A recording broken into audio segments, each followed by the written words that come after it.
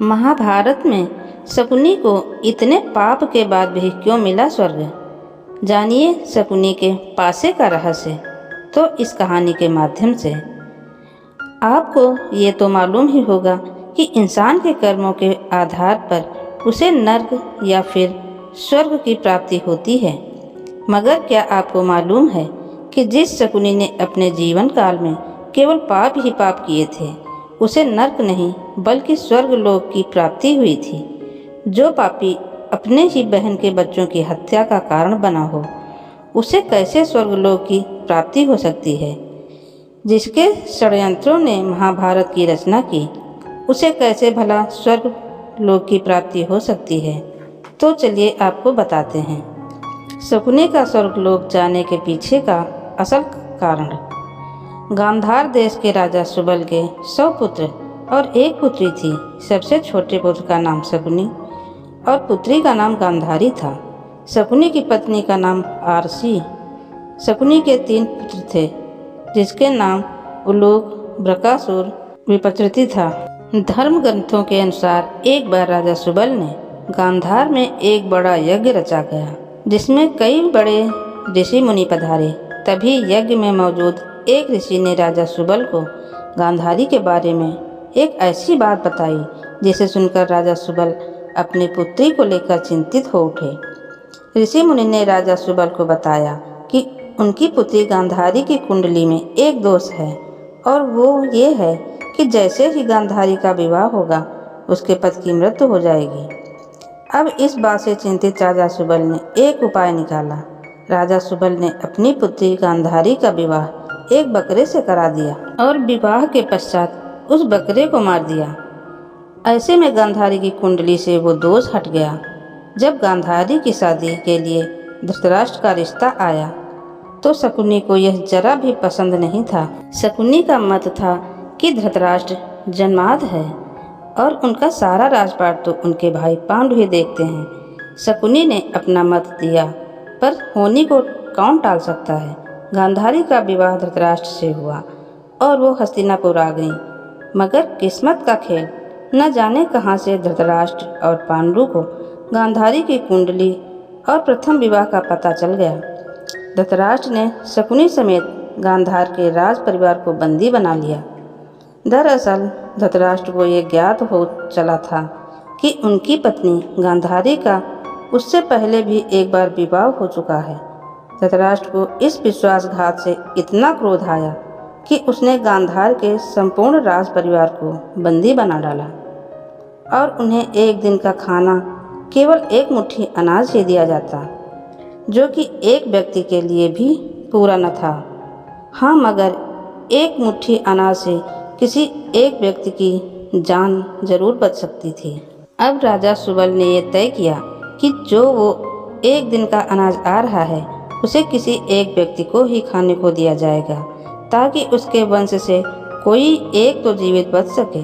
मगर वो इस अनाज को देने के लिए किसे चुने? इसके लिए राजा सुबल ने बंदी गृह में मौजूद उसके पूरे परिवार को एक कार्य सौंपा।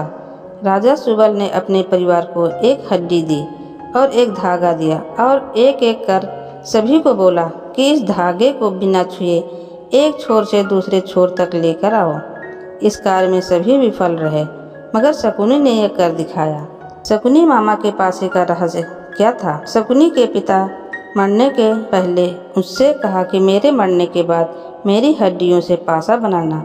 ये पासे हमेशा तुम्हारी आज्ञा मानेंगे। तुमको जुए में कोई हरा नहीं सकेगा। शकुनी ने अपने आँखों के सामने अपने भाइयों और पिता को मरते देखा था। शकुनी के मन में धृतराष्ट्र के प्रति गहरी बदले की भावना थी। बोलने और व्यवहार में चतुर शकुनी अपनी चालाकी से बाद में जेल से छूट गया। मरने से पहले राजा सुबल ने धृतराष्ट्र के सामने अपनी आखिरी इच्छा रखते हुए बेटे शकुनी को रिहा करने का निवेदन किया। धृतराष्ट्र ने उनकी बात मान ली। शकुनी के रिहाई से पहले उनके परिवार ने उसकी एक टांग तोड़ दी, ताकि वह आज़ाद होकर अपने परिवार की मौत का बदला और अपमान भूल न जाए। पिता के मरने के बाद शकुनी ने उन हड्डियों के पासे बनवा लिए। बाद में वही पासे महाभारत युद्ध का कारण बने। शकुनी ने अपने राज्य वापस जाने के बजाय कौरवों के मन में जहर घोलने और उन्हें उनके विनाश की ओर उकसाने का रास्ता चुना। उससे पहले समस्त परिवार को अपने सामने मरते देखा था, जिसे भूल पाना उसके लिए नामुमकिन था, और वह दुर्योधन का प्रिय मामा बन गया। आगे चलकर इन्हीं पासों का प्रयोग करके शकुनी ने अपने 100 भाइयों की मौत का बदला दुर्योधन और उसके 100 भाइयों के विनाश की व्रतः योजना बनाकर लिया। बहुत से विद्वानों का मत है कि शकुनी के पासे तो असल में हाथी दांत के बने हुए थे, लेकिन शकुनी माया जाल और सम्मोहन में महारथी था। जब पासे फेंके जाते तो एक बार उनके निर्णय पांडवों के पक्ष में होते थे, लेकिन शकुनी की भ्रम विद्या से उन्हें लगा कि वो हार गए हैं। शकुनी मामा का वध कैसे हुआ? महाभारत का युद्ध 18 दिनों तक चला था। युद्ध के आखिरी 18वें दिन शकुनी मामा का वध हुआ था। सहदेव ने शकुनी का वध किया और उनके जुड़वा भाई नकुल ने शकुनी के पुत्र उलूक को मौत के घाट उतारा।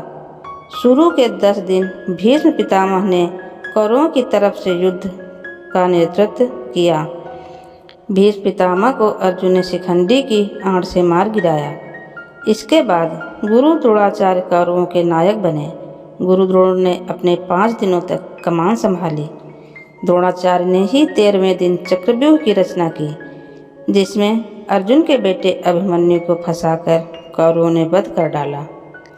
14वें दिन अर्जुन जयद्रथ को मार गिराया, क्योंकि उसने ही पांडवों को अभिमन्यु की मदद के लिए जाने वाले रास्ते को रोक रखा था।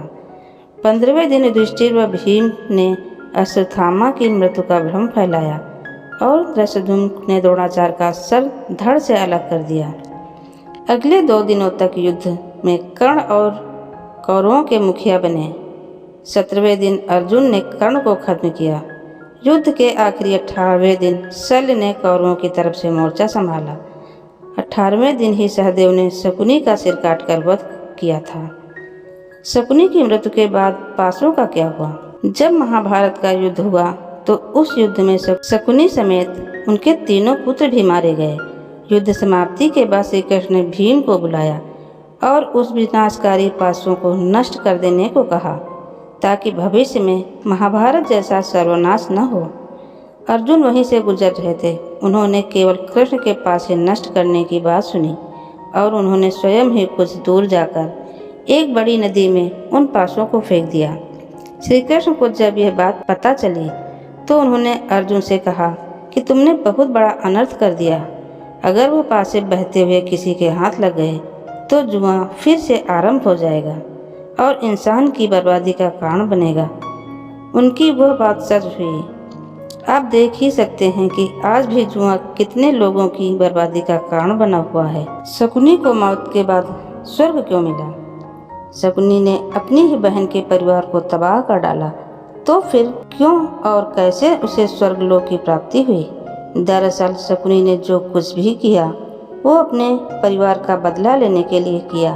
उसने ये बुरे कर्म अपने परिवार के साथ हुए अन्याय का प्रतिशोध लेने के लिए किए और इसी कारण मृत्यु के पश्चात शकुनी को स्वर्गलोक की प्राप्ति हुई। दूसरा कारण यह भी बताया जाता है, महाभारत युद्ध भूमि पर स्वयं भगवान कृष्ण मौजूद थे और उन्होंने कहा था कि इस युद्ध भूमि में जो कोई भी मृत्यु को प्राप्त होगा, उनकी मौजूदगी के कारण उन्हें स्वर्ग की प्राप्ति होगी। वीडियो अंत तक सुनने के लिए आपको दिल से धन्यवाद। अगर वीडियो पसंद आए तो वीडियो को लाइक करें और हमारे चैनल को सब्सक्राइब करें।